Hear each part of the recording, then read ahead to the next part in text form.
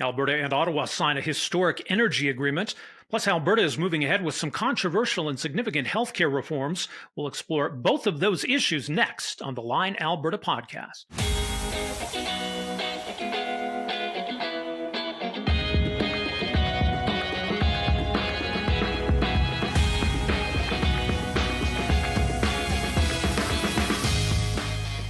Hey, folks, and welcome to the Line Alberta podcast. My name is Rob Breakenridge. So great to have you along with us for this episode. There has been a lot going on in Alberta. It's been an interesting week. We've got a couple of topics we're going to explore in this episode of the podcast. Later on, we'll talk about some of the proposed healthcare reforms in Alberta. And this is getting a lot of attention, not just from Albertans, obviously, but right across the country because of just how significant a change this would represent. The idea that Alberta has put forward of allowing doctors to operate in both the public and private systems. Now, this doesn't exist anywhere else in the country. The Alberta government says this is a way to reduce overall wait times. Critics not so sure. We're going to speak with someone who has spent decades in healthcare and decades fighting for healthcare reform, Dr. Brian Day, founder of the Cambie Surgical Centre. He's former president of the Canadian Medical Association. He'll join us later on. He's also the author of a new book called My Fight for Canadian Healthcare, a 30-year battle to put patients first. So we'll get his sense of where things are at and what needs to change in Canadian healthcare and what he makes of these changes that Alberta has put forward. That's coming up later in the episode. But we have to start this week with the big news, the historic, dare we say, memorandum of understanding, this agreement between Alberta and Ottawa that paves the way, potentially, hopefully, for a new pipeline to be built to the West Coast. Now, there's a long ways to go here, a lot of heavy lifting to be done. That doesn't take away from the significance of this agreement. Now, basically, I'm sure you know the overview of all of this by now, but Ottawa has agreed that in principle, the idea of a new pipeline, bitumen pipeline to the West Coast, would be a project that would be in the national interest. Now, that's significant, of course, in terms of getting that fast track through the Major Projects Office and everything else under the Building Canada Act.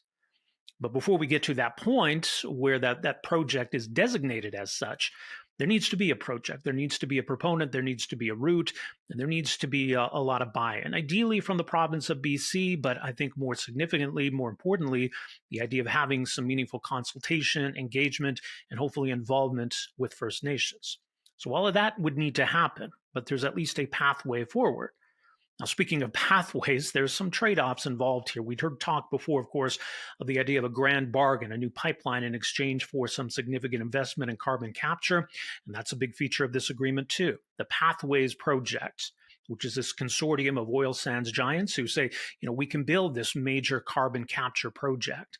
So if this pipeline is going to go ahead, well, this would need to go ahead as well. So that's a part of this.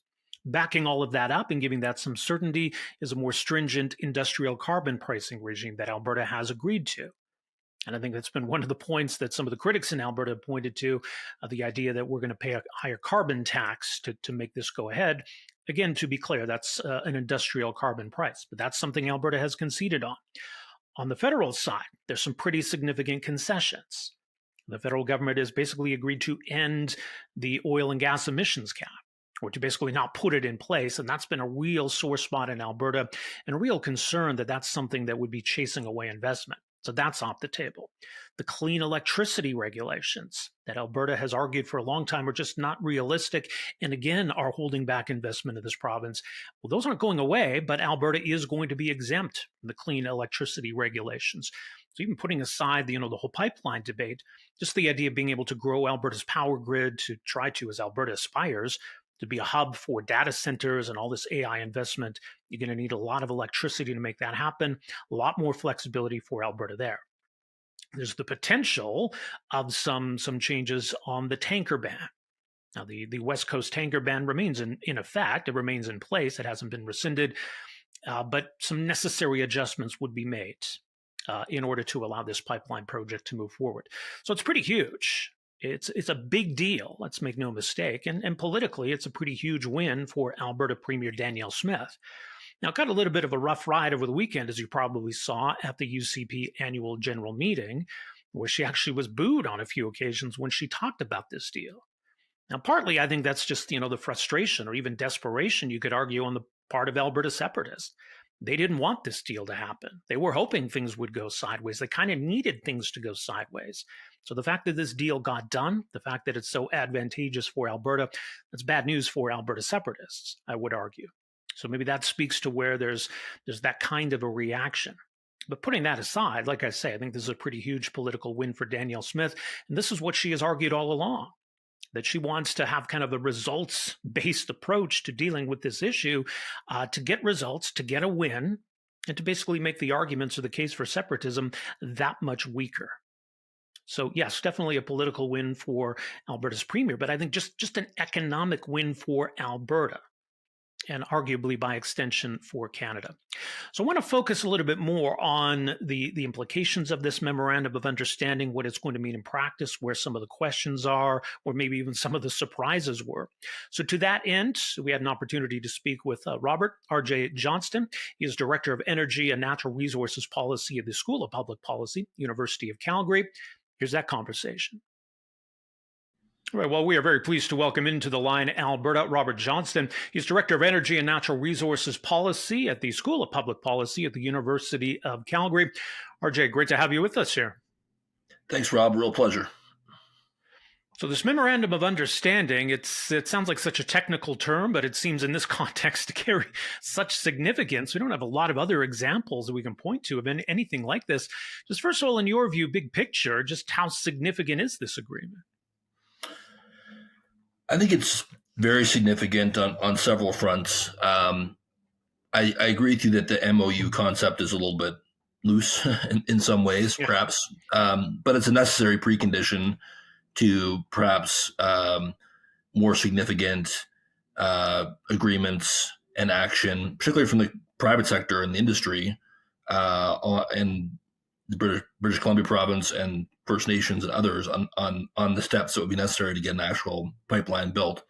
But I think this clears away a lot of the sort of legacy issues that were not the only barrier to building a pipeline, but were an important barrier. And now that many, if not all of those have been addressed, we can focus on the one or two issues that are left that are, frankly, the most difficult ones, and set a path for, a new conversation around that. It's also significant, I think, that we've had just a more constructive approach from Ottawa, more willing to engage, more willing to sort of roll up their sleeves and try to, solve these problems together rather than kind of being at odds on both sides. Right. So I think, too, the big concessions from the federal government, I mean, not just the acknowledgement of the importance of the pipeline, but I think on the policy side, as you allude to end basically the oil and gas emissions cap and to exempt Alberta from the clean electricity regulations. These were two areas of I think, deep concern here in Alberta. So looking at those two decisions by the federal government, just how impactful were those? Well, the second one you mentioned actually surprised me. I thought that we would see changes to the clean electricity regulation. For example, the core point of contention was the carbon capture mandate for natural gas-fired power plants that was supposed to take effect by 2035.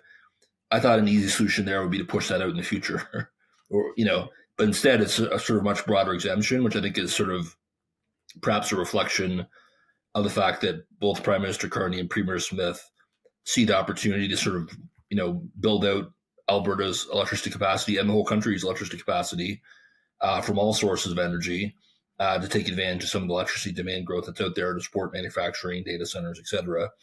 So I think that was quite interesting that they went as far as they did on that side. And in terms of the other concession about the oil and gas emissions cap, on the contrary, I think that was sort of less, that was mostly symbolic and sort of less teeth because it hadn't actually been implemented as law. And I think Carney had been pretty clear going back to the budget and even the campaign that wasn't sort of a priority for him, in large part because you would really have to you'd have to struggle to find another major oil and gas producer with similar policy. So therefore it was hard to see where that was going to go forward. Yeah. Well, when you get these other pillars of this MOU, I mean, the emissions cap seems like kind of a moot point. If we've got meaningful carbon pricing, which Alberta has agreed to, and then, of course, some significant investments in carbon capture, if you've got both of those pillars, does an emissions cap even make sense? No, not really. And I think that, the thing that people forget about oil, which is always interesting to me, is that, we're basically everything we're talking about is to do with the scope one emissions, right? The upstream emissions associated with the production of oil and gas. Whereas by far the lion's share of the emissions on a life cycle basis come from consumption. So I think we have a certain amount of responsibility as a producer to try to move to carbon neutrality, to lower our emissions intensity, which industry's been doing. And I think that, the industrial carbon price is a good signal to move further in that direction. But at some point, the world has to tackle the demand side of all this if we want serious action. So I think within the scopes of what we can control, things like pathways, the industrial carbon pricing makes sense. And, from a scope one emissions perspective, give us a chance to move our barrels into a more favorable position on the sort of global carbon curve, if you want to call it that, from the sort of most GHG intensive barrels to the least GHG intensive barrels. So I think that's good for the province and good for the industry and good for the country. Yeah. I mean, the Pathways project, I think it's both, a bit of a wild card and potentially a game changer here. I mean, if this technology is scalable, is viable, I mean, it's going to come with quite a price tag. And I think there's a lot of details to be sorted out in terms of who's going to do the heavy lifting on that side. But what do you make of the concept and, the likelihood that this will be realized? Well, I think that the best case I've heard for Pathways and for the industrial carbon pricing is that we should think of it as an opportunity to make Alberta a real hub for global carbon capture expertise, not just for oil and gas, but for manufacturing, for hydrogen, for other areas. And that, yes, Pathways will be one of the most important initiatives, but it contributes to sort of larger infrastructure. That's sort of a much more transformational concept. It's not that, the link to the pipeline and decarbonizing the scope one emissions for some of the legacy oil sands producers isn't important. It certainly is. But I get quite excited about the idea of Alberta as a leader in global carbon capture and other countries and companies from around the world coming to us for our expertise. And I think that, the prize there is potentially quite significant.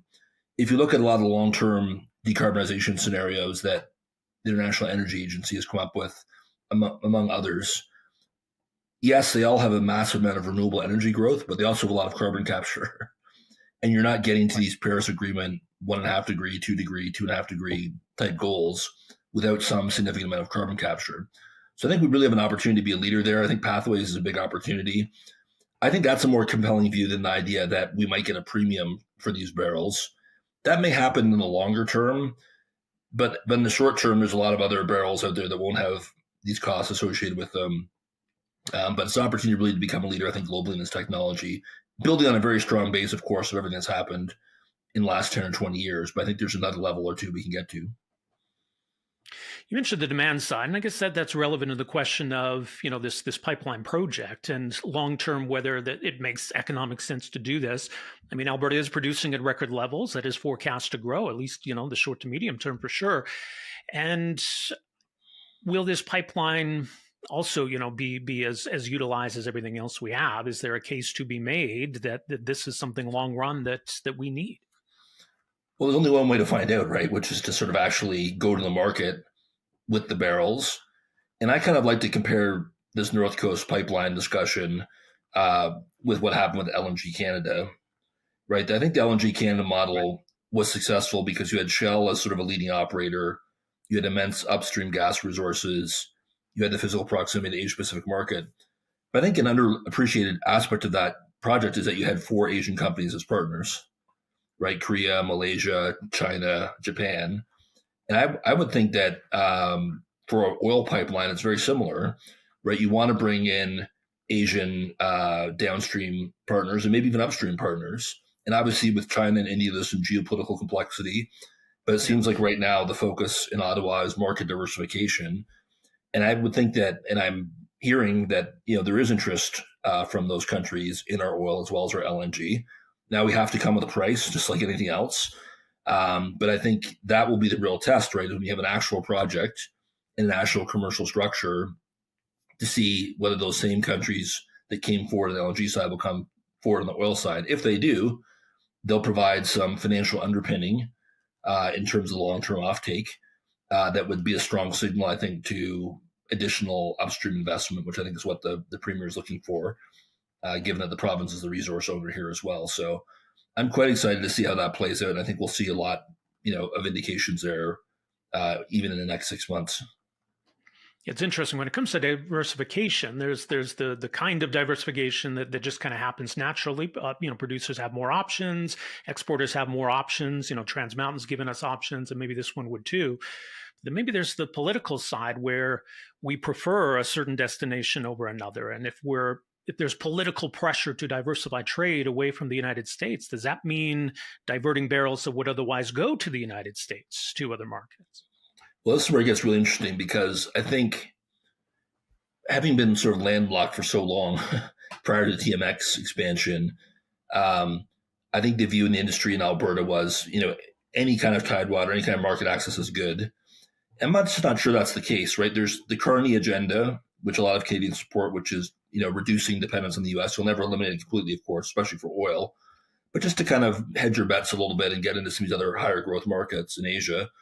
Number one. But number two, there's also another aspect, which is a bit delicate and touchy to some, but in my view, oil demand isn't going to last forever. I'm not calling for an imminent peak in oil demand by any means. But if you look 20, 30 years down the road, which is well within the project life of a project like this, you can imagine that the pie will get a little bit smaller in some form. And therefore, having sort of stickier geopolitical and customer relationships, and you're not just dependent on the market, right? It's kind of like musical chairs. Everyone else is sort of grabbing a chair and you're out there counting on the free market, which again, for the last 50 years has been the right approach. But it's just starting to change a little bit, both because of our trade diversification agenda and also in the context of either slowing demand growth or a plateau. You might want to have some sort of locked in offtake and partnerships in Asia. That's not something I invented. I'm just looking at what the Saudis and Russians and others do with their barrels. Some going to the market, some going to long-term offtake agreements. And I wouldn't be surprised to see something similar happen here. It's been interesting. You mentioned, whether we're going to see some private interest here, because we've had this chicken and egg debate, and critics say, well, there's no proponent. Why are we creating this path? And on the other side, it's, well, we need a path so that these proponents can come forward. Is it your sense then that there is going to be that private interest now that there is a clear path to this project? Or, might we see, I don't think the federal government's interested in getting involved, but maybe Alberta does? Well, I think, there's at least 4 counterparties to think about here, right? If not 5.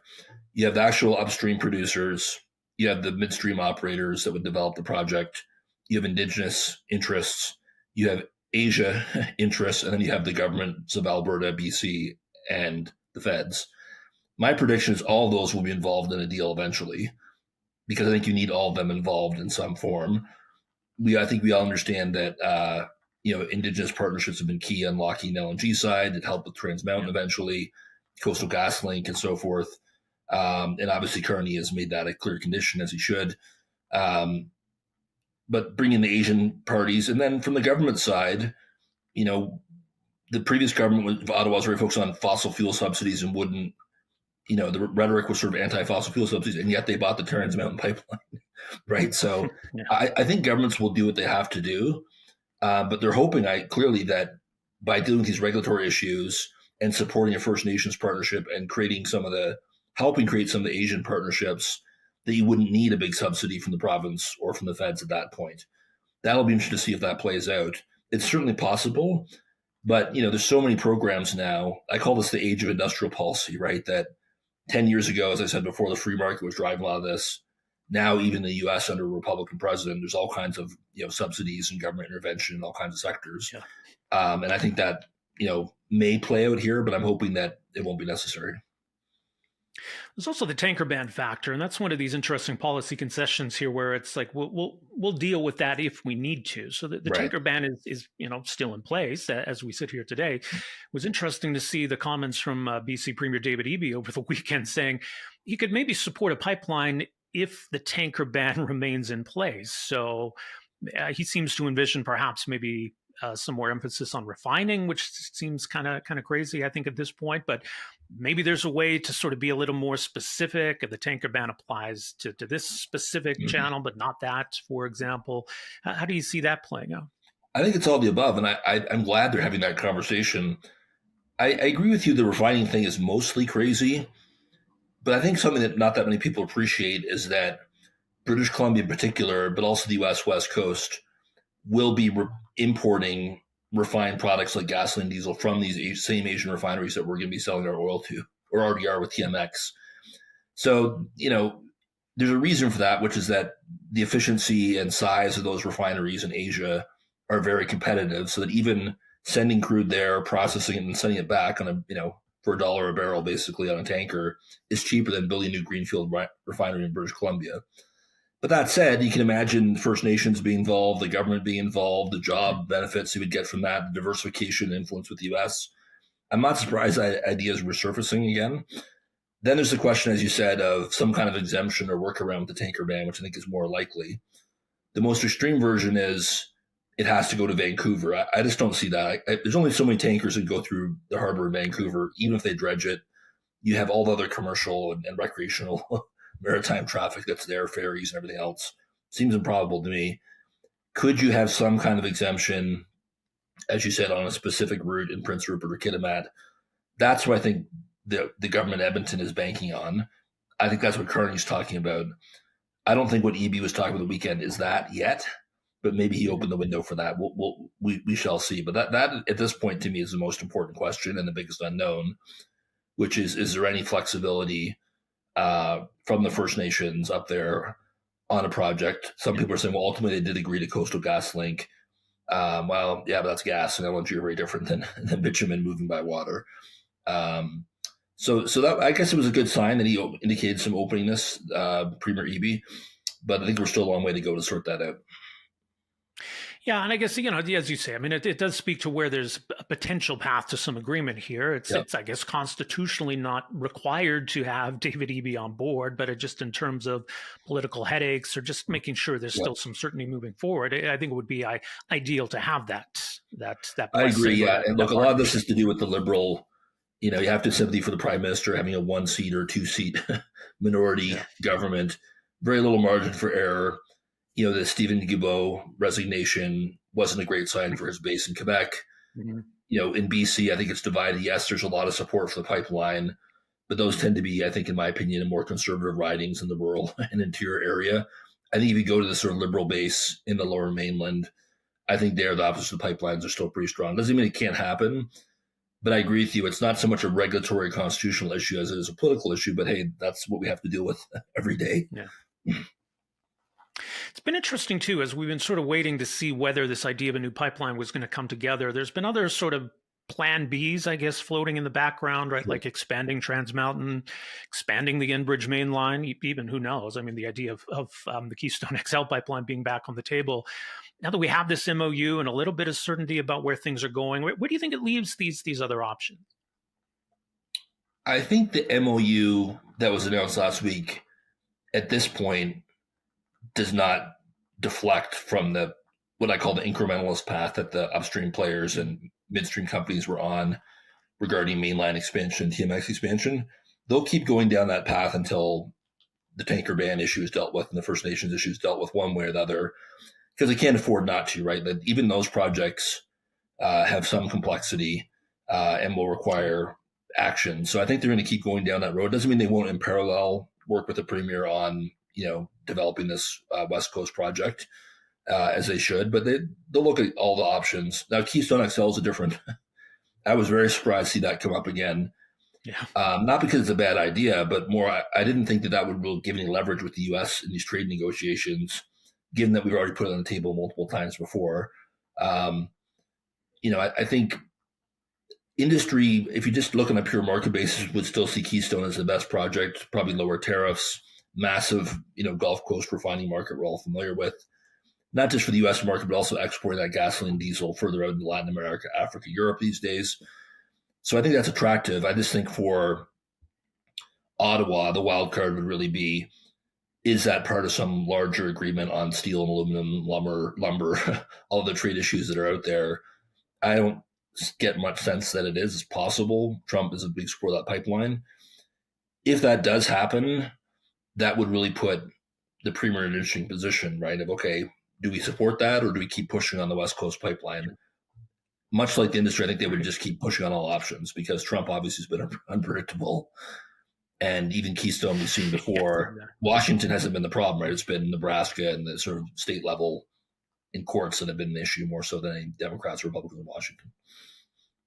Indeed.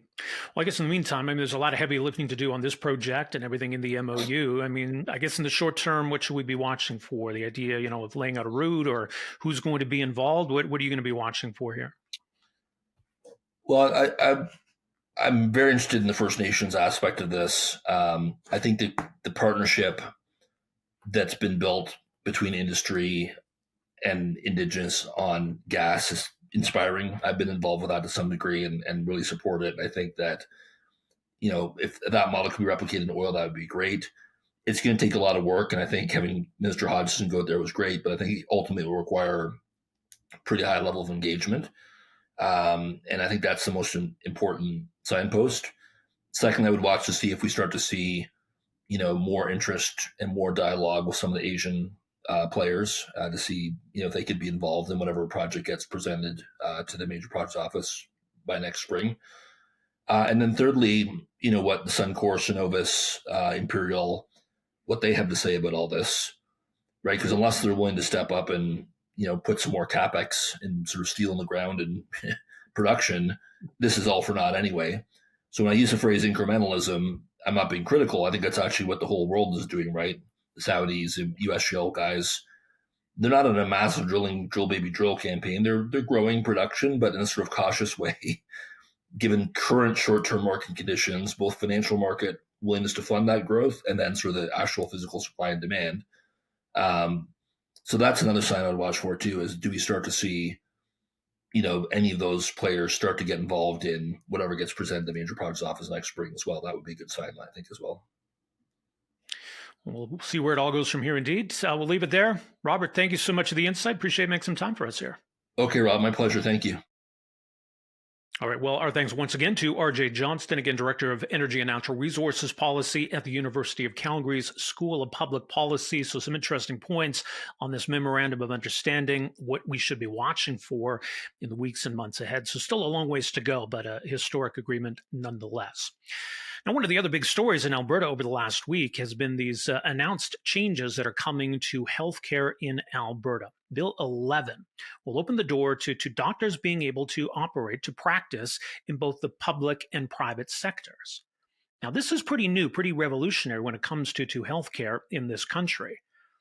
Now, doctors can opt out of the public system, but once you're out, you're out. You operate entirely in the private system. What Alberta's suggesting, though, is that doctors could do both. They could have a private practice where patients pay for treatment or have private insurance that covers treatment, and they would still practice on the public side. The idea is, or the hope is, that would make use of resources in a more efficient way, that more surgeries or procedures could get done, and that would reduce overall wait times. Now, we'll see how it all evolves. Like, for example, right now, this approach wouldn't include family doctors operating in both the public and private system. So there is that question about how far do we take this concept? There's also the question of what it means for, I guess, what we could call equity of access or equitable access.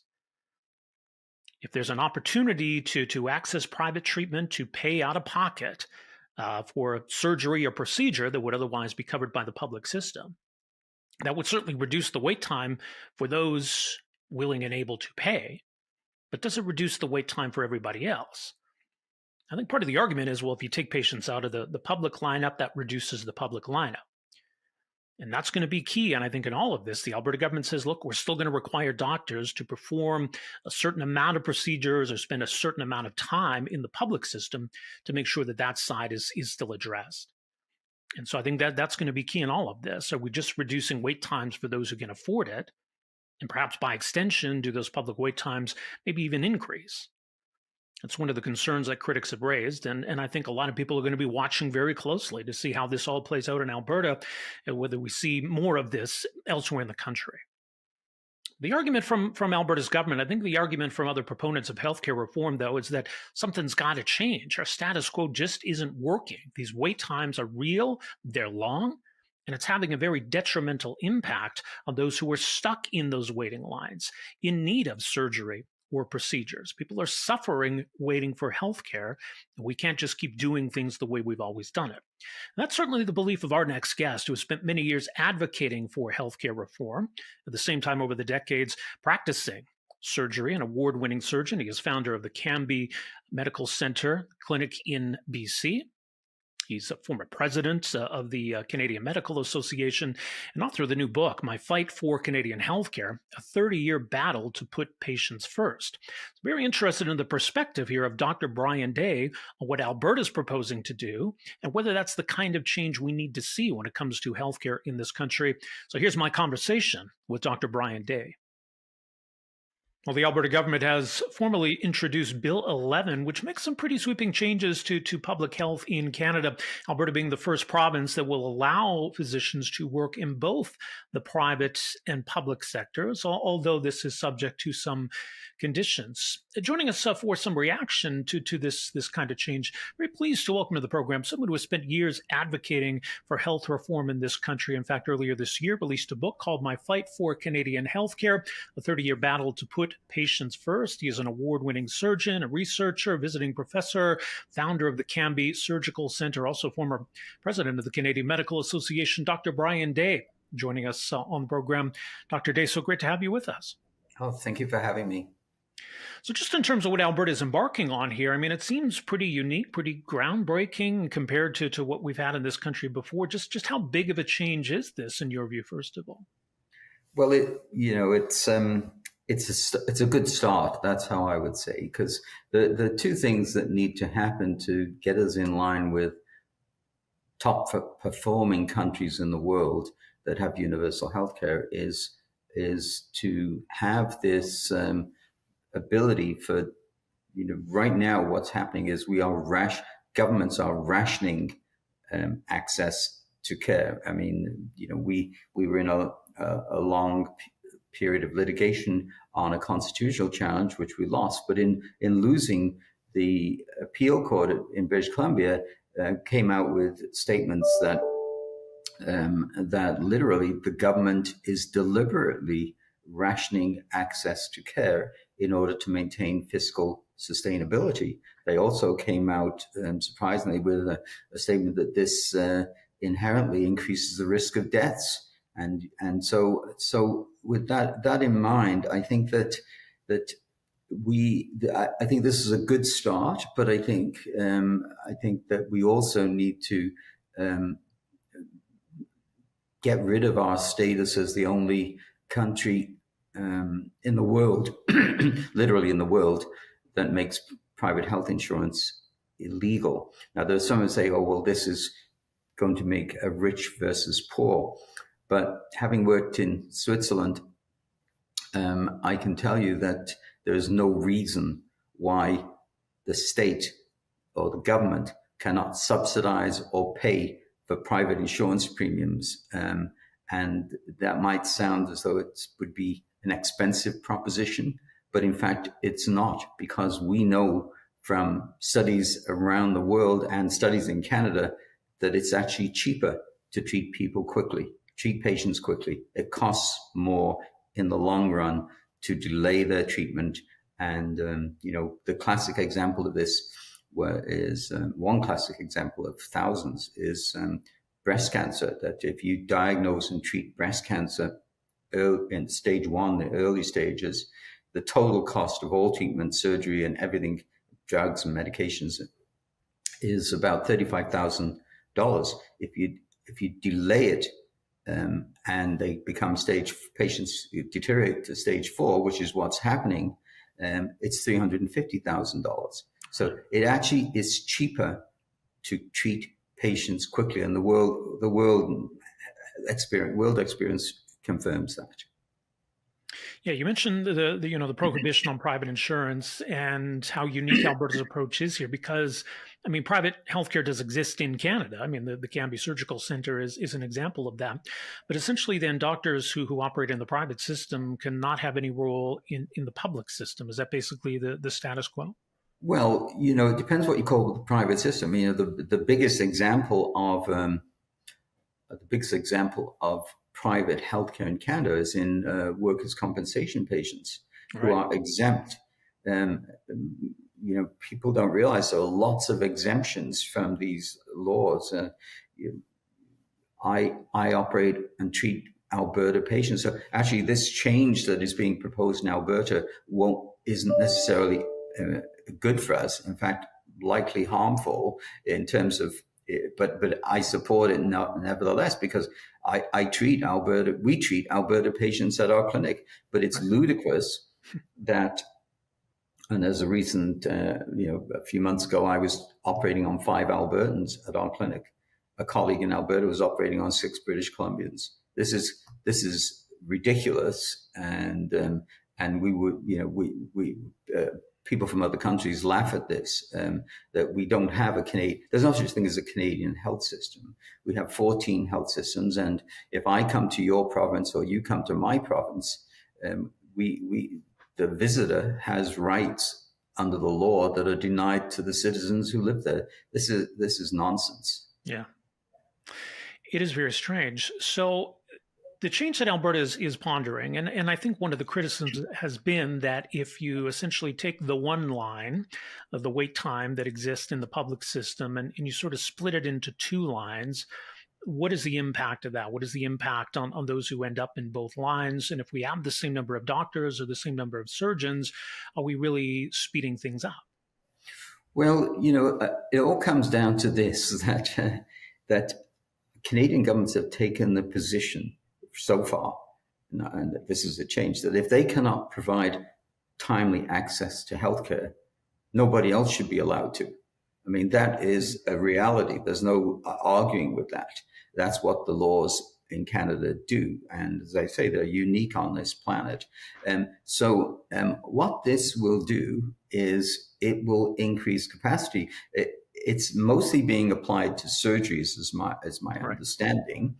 And right now, what the government hospitals do across the country, because we, again, unique in the OECD, we fund our hospitals with a block of funding every year, so that if you go to a hospital in Canada, you are using up their revenue. So you are perceived as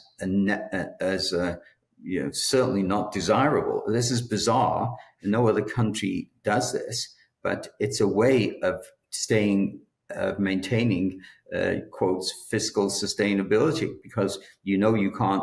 So what happens across the country is the hospitals close early, and surgeons. The reason we opened our clinic is my colleagues' weekly operating time in the public system was progressively cut from 22 hours a week down to 5 hours a week. So it wasn't. So to say that if you open up capacity by allowing another institution, be it private or whatever, to fill that gap. What we have now is doctors, basically unemployed specialists and surgeons who can't do their work. So at the time we opened our clinic, my colleagues and I had 400 patients waiting to get into hospital with 5 hours of operating time a week. Wow. And that is the approach of government under our existing system. So I also advocate an end to block funding. I think the money should follow the patient, so that a public hospital in Canada, if it does a hip replacement, receives, say, $15,000 or whatever from the public system. So you're then incentivized. But the trouble is, as the BC Appeal Court ruled, this will cost, short term will cost more, but long term, as I alluded to earlier, quicker treatment saves money. But governments in Canada and democracies in general usually operate on 3 to 4 year financial cycles. So they don't care about saving money in the long term. They just care about saving money until the next electoral cycle. Yeah. It's an interesting point you make, and I know we should be careful about having overworked doctors and what can come along with that. But if, unfortunately, when it comes to surgery, that we have underutilized capacity, underutilized space, and then by extension, underutilized physicians, Is it about trying to make the most of the resources we have then? Well, the resources, it's to reiterate, deliberately rationed. I mean, we have underemployed doctors. We have young orthopedic surgeons graduating who leave the country. I have letters from hospital administrators informing me that they don't want to get this new, latest, less invasive treatment because it will attract too many patients to their hospital. This is how bizarre the existing funding system is. The other thing that we need to do, which is what happens in many other countries, for the public system, is a care guarantee, so that we have across the country maximum acceptable safe times for procedures, and we know that these times are not being kept. In our legal challenge, we were able to find out thousands. We had to call a hostile witness, but we discovered that the government had established all of these maximum acceptable safe benchmark times, and they were not achieving them in virtually any of the examples. So just to take one example of thousands, this is how narrowly they define bladder cancer which is designated as advanced with a serious risk of progression. 16% of patients were being treated in the maximum acceptable safe time. And to reiterate, it's illegal for them to do anything about that. Yeah. They can't get private insurance. So this is authoritarianism in a way that, to me, is, and to most Canadians, I think is unacceptable. One of the regulations Alberta's implementing as a part of this is a requirement then for surgeons that intend to work in both the private and public side to have a minimum number of hours or minimum number of procedures performed on the public side. What do you make of that kind of a requirement? Is that necessary, do you think? I think it's a reasonable, yes. I mean, if you, and other countries do that. I think that yes, if you're given 10 hours of operating time a week, use it up before you do any private work, or guarantee that you will use it up. I think that the whole purpose of this is that the government has recognized there is unused capacity on behalf of surgeons. I kind of resent people talking about, oh, well, there's a shortage of doctors, when actually the doctors are not being allowed to work. And just to go back, why is there a shortage of doctors? The answer is very simple. Governments closed and cut back medical schools in the 90s because some health economists had made the diagnosis. This was a Seaton report, was a report on a Royal Commission, that the diagnosis was that doctors were treating too many patients and nurses were treating too many patients, and that was the cause of rising health costs. So their solution was to cut back medical schools and close nursing schools, which they did across the country, and closed hospital beds too. This was kind of authoritarian. It absolutely made no sense whatsoever, but it was done. And here we are now. Governments are saying, oh, well, there's a shortage of doctors. Well, guess what? Guess who created that shortage? And there's no reason. We have 5,000 young Canadians going to foreign medical schools right now because of our lack of ability to train them here. We've got to be able to recruit those Canadians back, but the government doesn't want that because it uses up the funds. This all comes down to the flaw with the public system being block funding of hospitals, and we've just got to rethink how things work. And I think I think Alberta is going to lead the way here because it's a good first step. It's interesting. There's the philosophical aspect where when it comes to universal health care or the perception around equal access or equity of access to the system, which, I mean, look, the reality is that those with means do have other options. That's just a reality of our Well, system. yeah, absolutely. And, What do you make, 25 though, of years. the idea, though, that if we can reduce overall wait times, even if that means differences at the individual level, that reducing wait times overall is a net benefit? Well, that's what will happen. Right now we have the only state monopoly in the world on the funding and delivery of healthcare, which is Canada. I mean, communist countries like China, most hospitals in China are private hospitals. I mean, we are unique on this planet, and it makes no sense that we are forcing Canadians to suffer and die on waitlists. The study came out, I think, this week that almost 24,000 Canadians a year die on public waitlists. And it's actually more than that because some of the provinces didn't provide figures. But and that's not counting the wait to see the specialist. So the point being, you're being forced to die on a wait list, and it's illegal for you to do anything about it. And one of the examples is the so-called, people call it the Angelina Jolie gene, where young women who have this gene, if they test positive, there's a 95% chance they'll get breast cancer. So a study was done in BC of every year in BC. So you could probably extrapolate this across the country because they're all similar. 6 young women who were known to be cancer-free but had the gene develop cancer while they're waiting to get their surgery. And it's illegal for them to do anything about it beforehand. I mean, to me, this is awful, but it's happening in Canada, and patients dying with no option. There's no one who can defend that to me. Right. Well, Alberta will be an interesting test case, I think, to see how effective this is. And I mean, to that end, do you have any further advice then for Alberta in terms of how to shape this, or where to take it from here? How should Alberta be approaching this?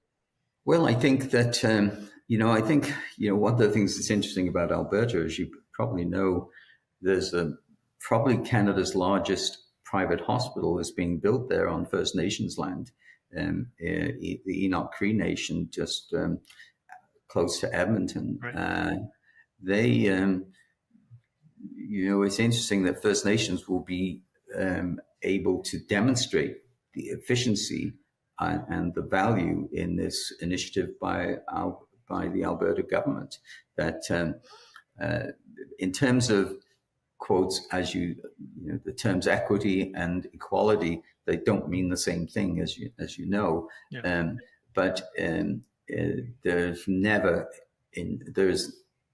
this idea, it's the rich that will benefit. Well, number one, I would eliminate that by offering government funding for low-income groups, to those that can't afford to go to the private centers. I would offer that funding. And again, the rationale being that it's cheaper to treat people quickly. But it's the whole idea of expanding capacity is something that needs to be done. It needs to be done because we've rationed access for many years now, and we've got a big there's a big pent up demand. So there will be an initial cost because of the pent up demand that we've created, or governments have created. But I think that this is a right and a good first step. We'll see how it all plays out. In the meantime, more at brianday.ca. We mentioned the book, My Fight for Canadian Healthcare, a 30-year battle to put patients first. Dr. Day, appreciate your insight on all of this, and thank you so much for joining us here. Thanks, Rob. All right. Well, our thanks once again to Dr. Brian Day, some perspective and insights on these healthcare reforms the Alberta government is looking at. And of course, our thanks as well to R.J. Johnston from the School of Public Policy at the University of Calgary, and good overview of the significance and the implications of this memorandum of understanding between Alberta and Ottawa. So two pretty significant stories unfolding in Alberta just over the last week here. And I think two stories are going to have a real lasting impact in the months and years ahead. So we'll continue to watch how both of those issues unfold. There is a lot going on in Alberta right now as we enter the final month of 2025. Now, don't forget, you can find us, follow us, subscribe to us, alberta.readtheline.ca, and have a piece up on the Memorandum of Understanding and some of the political implications for Alberta's government and what is certainly a huge political win for Alberta's premier. As well, if you missed our conversations with new Calgary Mayor Jeremy Farkas, or of course, a conversation we had recently with former Alberta Premier Jason Kenney, you can find those interviews, those episodes again, alberta.readtheline.ca.